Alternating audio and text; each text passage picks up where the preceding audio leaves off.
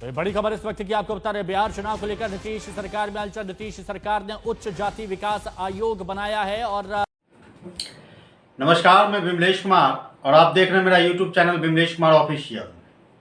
आज बात करने आए हैं नेताओं के चाल और ढाल के बारे में।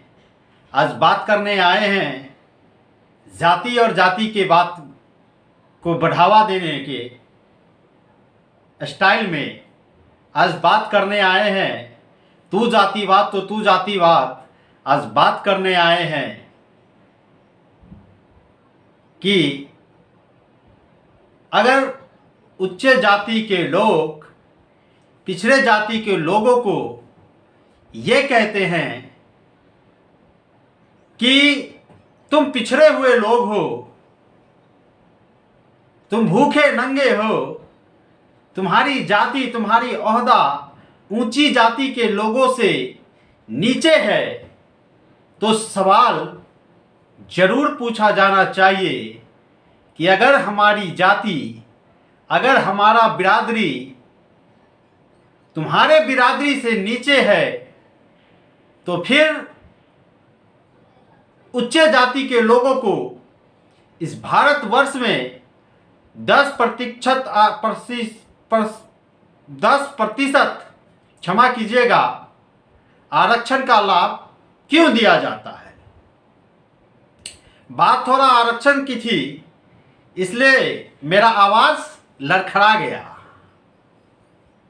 अगर उच्च जाति के लोग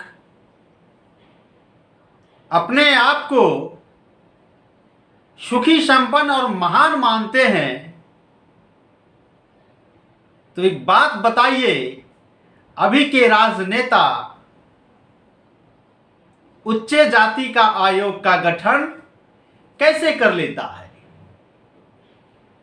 एक बात मैं स्पष्ट रूप से बतला देना चाहता हूं आपको कि उच्च जाति के लोगों से मुझे कोई नफरत नहीं है।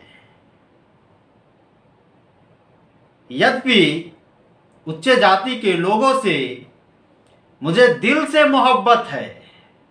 हम उच्च जाति के लोग सवर्णों से दिल से मोहब्बत करते हैं, लेकिन कुछ उच्च समाज के लोग जो होते हैं वो ये कहते हैं कि पिछड़ी जाति और दलित की कोई वजूद नहीं है, उसके बाप दादा का हैसियत नहीं था मेरे सामने खटिया पर बैठने की, मेरे साथ शिक्षा ग्रहण करने की।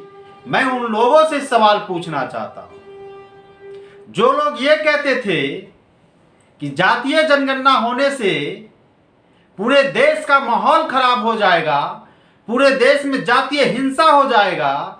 मैं उनसे सवाल पूछना चाहता हूं। सवाल इसलिए जरूरी है कि बताइए, जब आप आरक्षण के भूखे नहीं थे, जब आप लोगों को भिखारी नहीं समझते थे, दलित और पिछड़े समाज को, कि आरक्षण का भिखारी है, आरक्षण उसे भीख में मिलता है, तो श्रीमान आपने 10% जब आरक्षण केंद्र की सरकार के द्वारा आपको दिया गया, तो फिर आपने इसका विरोध क्यों नहीं किया। आज इतनी बड़ी बड़ी बातें हम इसलिए बोलने चले आए क्योंकि आज बिहार के मुख्यमंत्री नीतीश कुमार जी एक आयोग का गठन करते हैं, जो मेरे बगल में किसी न्यूज चैनल के द्वारा, महान न्यूज चैनल के द्वारा दिखाया जा रहा था, जैसा कि मेरे बगल में आप वीडियो अब देख सकते हैं कि नीतीश कुमार ने उच्च जाति का आयोग बनाया है। उच्च जाति का आयोग क्यों बनाया है? ताकि उच्च जाति का विकास हो सके। बेचारे उच्च जाति के लोग तो अभी तक समझते थे खुद को सुखी संपन्न, वो तो समझते थे कि हम तो धरती का भगवान हैं उच्च जाति के लोग। हालांकि सभी उच्च जाति के लोग ऐसे नहीं होते हैं, परंतु बहुत ऐसे उच्च जाति के लोग होते हैं जो खुद को भगवान और दलित पिछड़े समाज को हैवान समझते हैं, नीच समझते हैं, जानवर से भी बदतर समझते हैं। हालांकि बहुत सारे हमारे मित्र हैं जिससे हमारे अच्छे संबंध हैं, हम लोग साथ में उठते हैं, बैठते हैं, खाना खाते हैं, बाकी सब पानी पीते हैं, अदरवाइज कुछ भी नहीं पीते हैं। बहुत सारे ऐसे मित्र हैं हमारे इस समाज में। तो अग्री जाति और पिछड़ी जाति और दलित जाति वगैरह वगैरह जो भी जाति का एक पैमाना जो बना हुआ है, उसमें लड़वाने का सबसे ज्यादा काम अगर कोई करता है तो इस देश का राजनेता करता है। और हमें लगता है हमारी इन बातों से आप लोग भी सहमत होंगे। अगर कोई क्षेत्रीय दल किसी पिछड़े जाति का विकास कर दे, किसी दलित जाति का विकास की बात करे, तो श्रीमान उसे आप जाति का खंडन बताते हैं, हिंदू धर्म का खंडन बताते हैं, उसे आप जातिवाद बताते हैं। लेकिन जब आप जैसे लोगों के द्वारा उच्च जाति के विकास के लिए आयोग का गठन कर दिया जाता है बिहार में, तो उसे आप मास्टर स्ट्रोक बताते हैं। क्यों?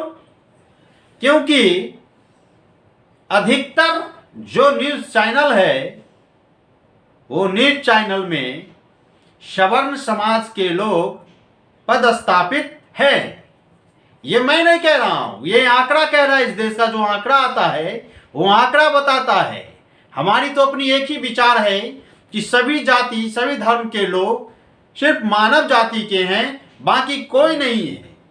लेकिन ये सवाल पूछने पे हमें मजबूर कर देता है, ये बात रखने पे हमें मजबूर कर देता है कि अगर जाति नहीं है तो फिर ये अग्री जाति के आयोग का गठन क्यों किया जाता है। ये मैं नहीं बोल रहा हूं। आज बिहार के राजनीति में माननीय मुख्यमंत्री नीतीश कुमार जी के द्वारा उच्च जाति के विकास के लिए आयोग का गठन किया गया है। बाकी आप लोग तो खुद समझदार हैं भैया, समझदारी करते रहिए। जब पिछड़ा आयोग का गठन होता है तो देश में एक ज्वालामुखी फटता है। जब दलित समाज के उत्थान की बात होती है तो देश में एक ज्वालामुखी फटता है। लेकिन जब सवर्ण समाज को 10% आरक्षण का लाभ दिया जाता है, जिसकी आबादी 14 से 15% है, उसको 10% का आरक्षण दिया जाता है, तो कोई चू शब्द नहीं बोलता है भैया, कोई चू शब्द नहीं बोलता है।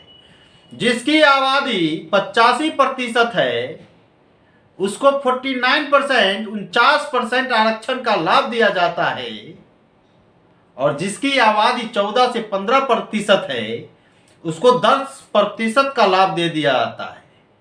मतलब 90% आरक्षण का लाभ उसे दिया जाता है। ये हमारी देश की वर्ण व्यवस्था है, वर्ण व्यवस्था।